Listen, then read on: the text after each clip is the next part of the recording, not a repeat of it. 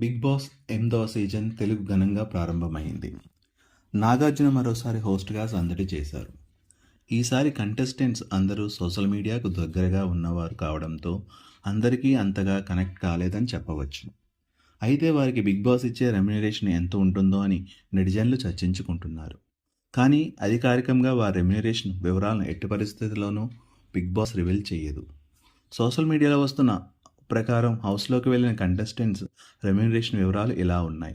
So అత్యధికంగా anchor విష్ణుప్రియకు ఎక్కువ మొత్తంలో అందుకోనుంది. ఈ బిగ్ బాస్ తెలుగు 8 సీజన్లో కంటెస్టెంట్ల రెమ్యునరేషన్ ఒకసారి చూద్దాం.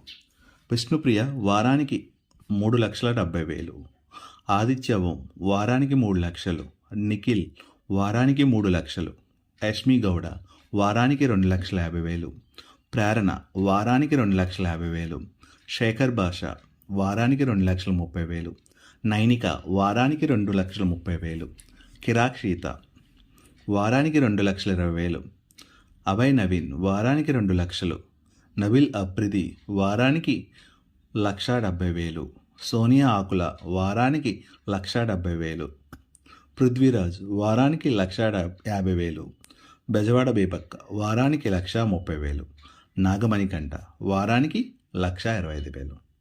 సో ఇది ఈ బిగ్ బాస్ సీజన్ 8 కంటెస్టెంట్స్ యొక్క రెమ్యునరేషన్. ఈ వీడియో కనుక మీకు నచ్చితే లైక్ చేయండి, షేర్ చేయండి, సబ్స్క్రైబ్ చేయండి. Thank you.